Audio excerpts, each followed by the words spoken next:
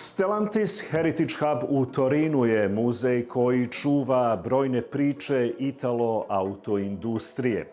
U godini u kojoj se afirmiše Fiat Grande Panda, došli smo ovde u kompleks fabrike Mirafiori da vidimo kako je sve počelo. Fiat Panda, prvi automobil koji je proizašao iz Ital Design studija koji su osnovali Giorgetto Giugiaro i Aldo Mantovani. Oni su Pandu nacrtali za 15 dana letovanja na Sardiniji 1976. godine. Prva pres prezentacija bila je u decembru 1979. godine, a Fiat je bio toliko samouveren u uspeh novog automobila da nije mnogo mario za premijeru u Ženevi marta 1980. već je Pandu pustio u prodaju krajem februara te godine. Panda je dobila ime po rimskoj boginji Empandi, zaštitnici putnika. Ekolozi su malo napravili problem zbog komercijalne upotrebe simpatičnog malog mede Brunde, ali su popustili kada je Fiat dao pozamašnu donaciju Svetskom fondu za zaštitu divljači. Već 1984. godine stiže verzija sa 4x4 pogonom na bazi motora od 965 kubnih centimetara i 48 konja. Onaj terenski hardver kreirala je austrijska ekspertska kuća Steyr Puch. 1986. godine stiže restilizovana verzija prve generacije koja po mehaničkim komponentama i panelima karoserije je imala malo toga zajedničkog sa originalom. Kako god bilo, ovo je bila najuspešnija verzija Pande ikada.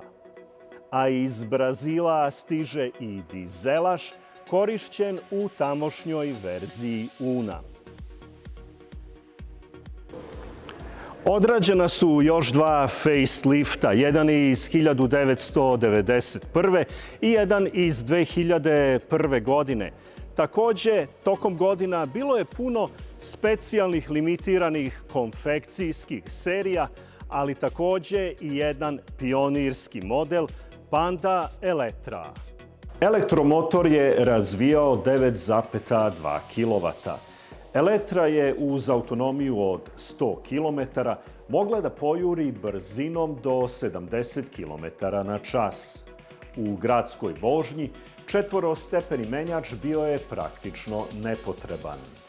A da vredi biti direktor velike korporacije kao što je Fiat, potvrđuje i činjenica da možete da naterate svoje saradnike da vam naprave automobil po vašem ukusu. Panda Rock Moretti je napravljena prema specifikacijama porodice Agnelli, a kada su videli koliko je to dobar automobil, lansirana je i limitirana edicija.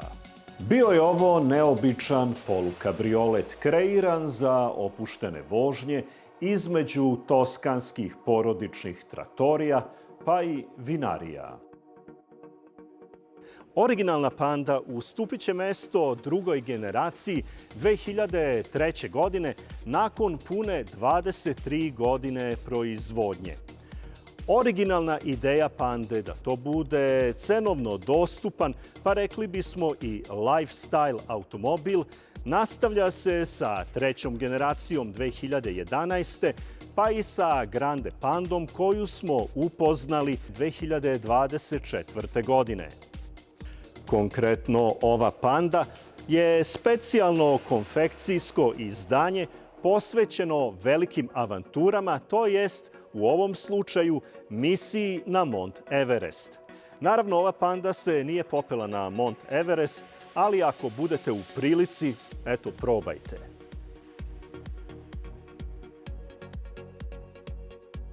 I da priču o Pandi ovde u Heritage Hubu u Torinu zaključimo Giugiarovom izjavom. Mada je jedna od inspiracija za ovaj automobil bio i vojni helikopter, Pandu smo napravili da bude kao farmerke. Jednostavna, praktična, upotrebljiva, cenovno dostupna i što je najvažnije, da vam lepo stoji.